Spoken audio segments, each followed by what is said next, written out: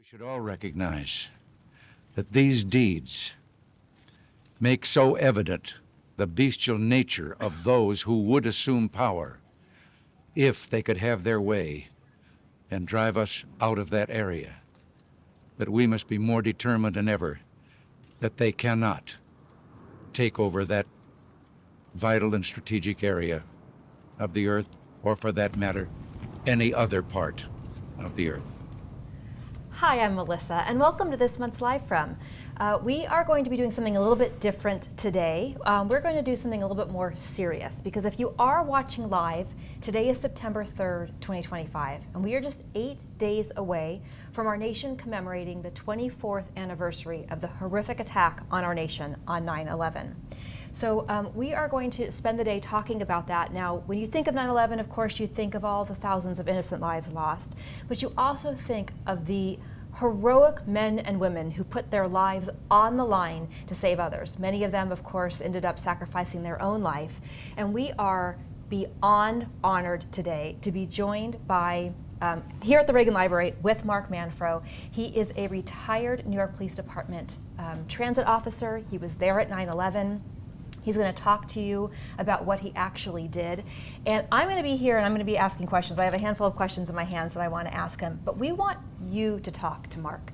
So whether you're watching live on YouTube or on Facebook, please go to that chat box, not the comment box, but the chat box, and go simply just put in your name and where you're watching from so we can say hello to you, or ask a question. If you watch these, you know that I go to the screens multiple times throughout the podcast, and we're going to give all of you the opportunity to ask questions directly to Mark. Now, before we get started, again, I do have a whole bunch of questions for him, but I wanted to tie something in doing some research for this Live From. I found a proclamation from Ronald Reagan, Proclamation 5093, the proclamation that Ronald Reagan issued, and it was a proclamation requesting a national day of mourning. Now, he issued this on September 11th, 1983. Yes, September 11th. Now, it was for something different. It was because just a few days prior, the Soviet Union had shot down a passenger jet, Korean Airlines 007, killing everyone on board. But the message he gave was as meaningful then as it is today. And I'm going to read you a couple of excerpts from that proclamation before we start talking to Mark. So here we go. This is what Ronald Reagan wrote in Proclamation 5093. Good and decent people everywhere are filled with revulsion by this despicable deed and by the refusal of the guilty to tell the truth. This was a crime against humanity that must never be forgotten here or throughout the world. We open our hearts in prayer to the victims and their families. We earnestly beseech Almighty God to minister to them in their trial of grief, sorrow, and pain. And he concluded the proclamation with, in their memory, we ask all people who cherish individual rights, who believe each human life is sacred, to come together in a shared spirit of wisdom, unity, courage, and love, so the world can prevent such an inhuman act from ever happening again. I mean, those words are as meaningful today as they were in 1983. So let's now introduce you all to Mark. Mark, thank you so much for joining us. Thank you for having me. Can you please share with our viewers what are your memories of 9/11? Well, on 9/11, I was a 15-year veteran of the NYPD, and I was assigned in Queens, and my assignment was customarily to patrol the subways to catch muggers. I had worked the night before and was sound asleep when the attack began on 9/11. My wife woke me up, and I saw that the North Tower was struck, and I saw immediately the South Tower get struck. And here I was, I believe I was awake having a nightmare. I immediately called my command and found out that the phone systems were down. So I was 90 minutes away from the World Trade Center attack, living in my house in Long Island. So I rushed to my work, and at my work I found out they had declared a state of emergency, and that there were a couple thousand firemen at the World Trade Center site, along with several hundred policemen, and that they had sealed all the bridges and tunnels, so I wasn't able to get to the 9/11 site on that day. And they wanted all of us officers that were assigned in Queens as subway cops to go to the subway stations, because they felt that a second wave of suicide bombers might come wearing suicide vests. So we had to be prepared to deal with that danger. And what exactly, so you said that you were assigned to the subways, but what role exactly did you play sort of in the 9/11 and aftermath? Well, after 9/11, they assigned there's two different things that happened. The first thing that happened was that there would still be spot fires at the World Trade Center, and the actual perimeter had to be guarded, so the officers were rotated to guard the perimeter of the biggest crime scene in American history, and they had to recover bodies. Also, they had to help the construction people clear the debris at the place. With rotating to the World Trade Center area, you were exposed to various toxins that could hurt your health. And one day when I was working at the 9/11 site, a police officer's body was recovered, and I would later find out that it was one of my friends. We would moonlight consulting to the entertainment business, and we had hoped when we retired that we were going to start a casting company to have policemen work in the movie business. And that day, he was John Perry. He was retiring he was at the headquarters, and he went over to the South Tower, and he assisted in having people safely evacuate from the building.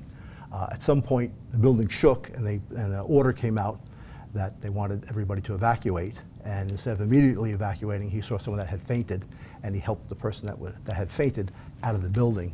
And as he helped the person out of the building collapsed, and unfortunately, he was struck by debris. And the woman that he wanted to rescue, he did save her life, which was what his goal was. That's incredible. In the beginning, I mentioned, of course, to all these brave men and women in emergency responders who went in to help, but we don't talk about, you mentioned it was your wife who woke you up. All the family members who had to watch their loved ones, first responders, go to ground zero. And we're not in contact. No, and how hard that must have been. Before cell phones. Yeah, right, before cell phones.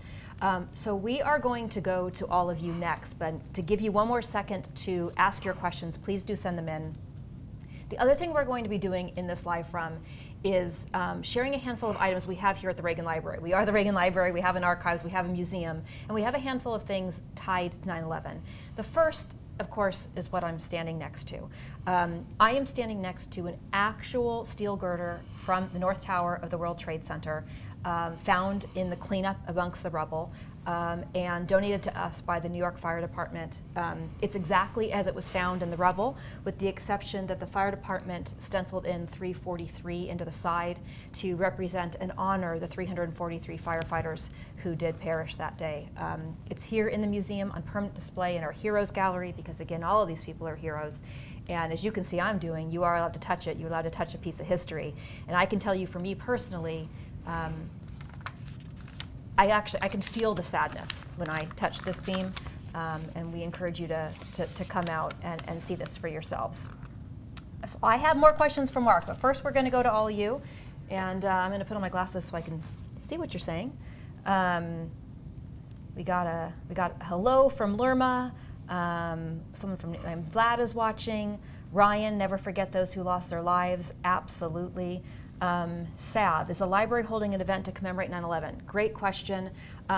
We have in the past, we held events the first 10 years in commemoration. We held an event on the 20th year. In fact, Mark was our keynote speaker on the 20th event, 20th anniversary. We're not holding an event this year, but we will next year for the 20th anniversary.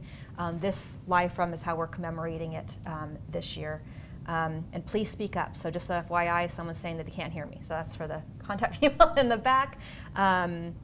Michael, I forgot that Reagan was still alive on 9/11. He was, but I personally didn't have contact with him.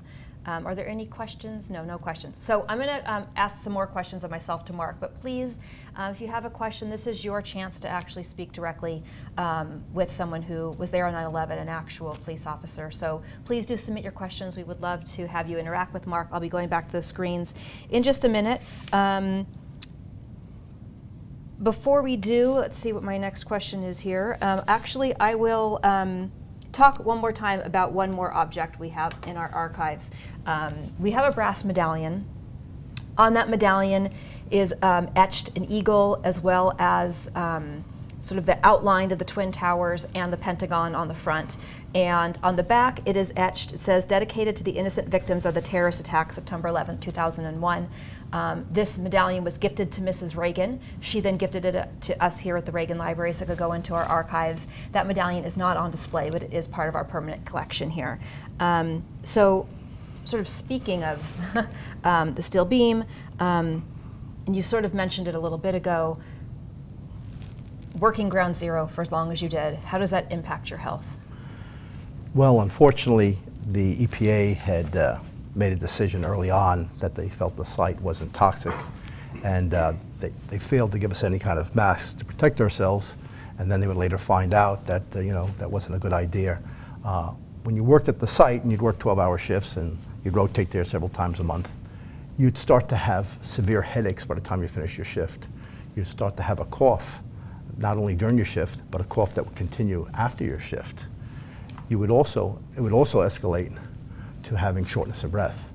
Now, once you have, your sinus cavity damaged, your lungs damaged, that affects your heart. And a dozen of the cops that I had worked with from exposure had passed away. And myself, I've suffered from not breathing on 2 occasions, having been revived at a hospital. I've had heart failure. I've had a dual brain aneurysm. I had, not brain aneurysm, brain stroke. I'm sorry, I used the wrong word. And I had 5 heart procedures, and I've had 40 cardioversions. So I've had to fight back from a lot of health issues to be, at the moment, I'm healthy. I do have some statistics about some of the other tragedies that's happened over the last 24 years. Additionally, from exposure, 370 firemen have passed away, 377 NYPD police officers have passed away, 16 Port Authority police officers, and 763 citizens. In all, 1,872 individuals have been recorded from exposure to pass away. And then, of course, we can't forget the military that protected us from further attacks. We've lost over 7,000 members of military members during conflicts ever since 9/11.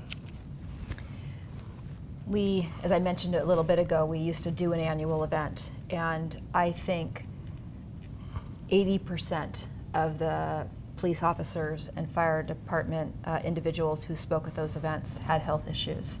It's a tragedy in and of itself. I'm glad you're healthy right now. Right, Hope you stay healthy. What special assignment did you have after 9/11?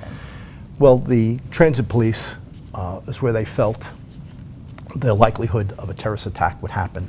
So we were assigned to guard subway tunnels under the Hudson River, which goes from Queens to Manhattan. One day I was working at Roosevelt Island when I got notified that someone had gotten through the policeman standing on the Manhattan side, and they believed he was a suicide bomber. Because a suicide bomber was coming my way, I didn't have a partner. They sent me backup. They sent me very heavily armed, half a dozen ESU officers, and ESU officers bravely were at the 9/11 site, and we lost 14 of them. So I was very sensitive to, I would like these poor guys to not lose any more ESU officers because of the most highest trained policemen that we have. So I was going to try to see if I could neutralize this threat myself. So what I did was I hid in the tunnel and waited. There's a 3 or 4 foot catwalk, and I waited till I heard approaching steps. And as soon as I heard the approaching steps, I said, well, this is my opportunity, and backup wasn't there yet. So I popped out, I pointed my gun, I had my flashlight in the person's face, and I yelled, "Please don't move." And as I'm pointing my gun, I have my flashlight on him, I'm looking at his hands. Is there any kind of triggering device from a bomb? Is there any explosive device on his body? I didn't see anything of that, but his reaction was crazy. He rushed me, and he screamed at the top of his lungs. And he went to push me off of this 3 or 4 foot ledge. If I fall to electrified tracks, you would get seriously injured. So luckily, I quickly holstered my gun and just quickly hit him with a punch, and it hit him perfectly, knocked him right out. And the best part was that I was able to prevent using deadly physical force, despite being this dark tunnel. How long did you serve in New York Police Department? At the time of 9/11, I had been a policeman for 15 years, but within a year, I was so sick that I had to look into retiring early, and after 17 years, I retired from the police department medically. So this is my heads up to all of you watching at home. I'm about 45 seconds away from going back to the screens. Please do keep saying hello or ask questions of Mark. Again, this is a really special live from we're able to do, and I would love for you to be able to engage with him. My next question, though, requires a little bit of a lead-in. So before I ask my next question, we're going to show a really short clip of President Reagan addressing the nation on terrorism in 1986. For too long, the world was paralyzed by the argument that terrorism could not be stopped until the grievances of terrorists were addressed. The complicated and heart-rending issues that perplex mankind are no excuse for violent, inhumane attacks, nor do they excuse not taking aggressive action against those who deliberately slaughter innocent people. So obviously we always love to share Ronald Reagan's words of wisdom, but I did that for a reason. I did that because you had shared with me that you actually met the president once. Do you want to share that story? I was very lucky. I was 19 years old. It was 1980 in Queens, and at the time, Ronald Reagan was the former governor of California, and he was campaigning in my borough.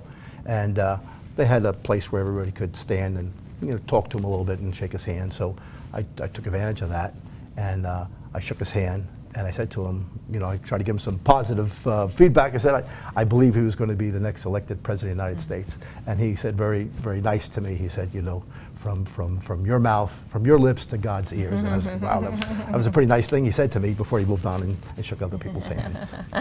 Love that. Okay, so we're going to go back to the screens. So let's see what we got. Ryan has a question for Mark. How do we still want people to remember on 9/11 and cherish those who were lost on that tragic day? How do we continue to cope with the situation more than 20 years later?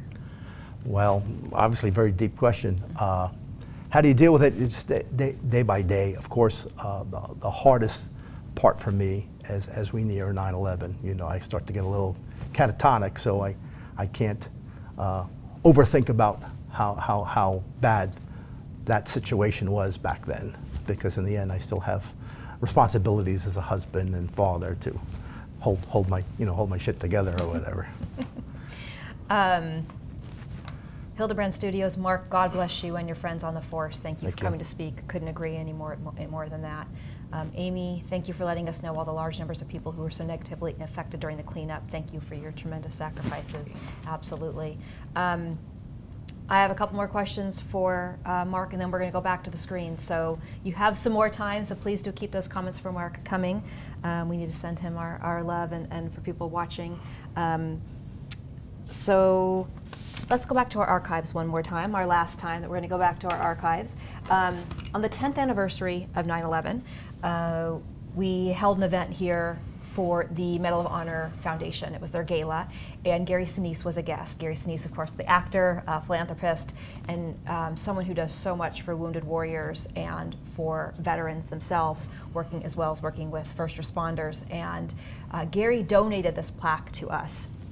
It's a wooden plaque. I'm going to read it. The plaque reads, "In loving remembrance of the 2,977 innocent by the officers and members of the New York City Fire Department." So we're very honored to have that as part of our collection as well. Mark, with the 25-year anniversary just 1 year away, is there a message you'd want to share with our viewers that we haven't discussed yet? Well, I think that security could be lax, but I think there's some things in the works to improve security. Obviously, the TSA has done a great job of keeping weapons off planes, but something that I had experienced over the last 24 years on 2 occasions was violent passengers that were threatening to attack flight attendants, and I had to step in and have them both arrested. They are thinking of putting in place next year some sort of a barrier that can be put up when circumstances like that happen to protect the flight attendants and the pilots, and I'm all supportive of it. I believe everybody that's watching, please be supportive of them making that move. Now, of course, they don't put that door up because you want an extra soda. They're putting that door up if they know there's a passenger that's a problem, because in the end, you don't want the passenger crashing over the flight attendant to get to the cockpit. Absolutely.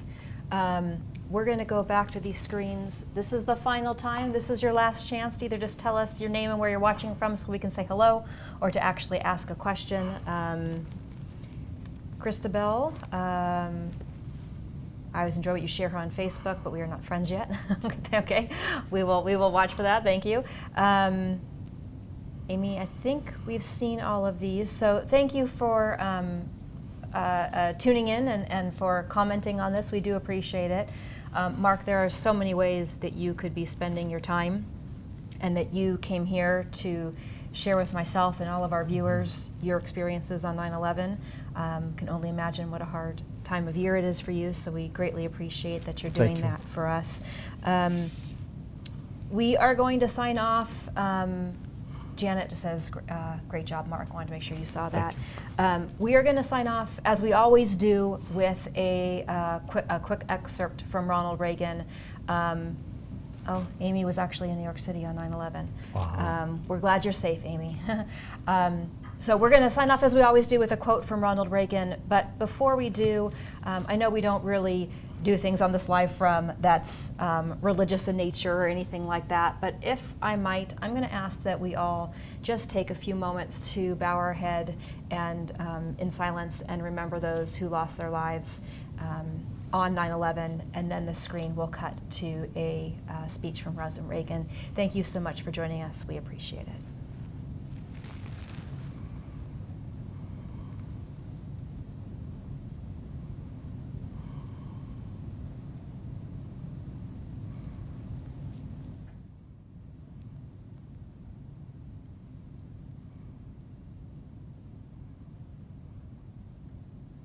Terrorism is the cynical, remorseless enemy of peace, and it strikes most viciously whenever real progress seems possible.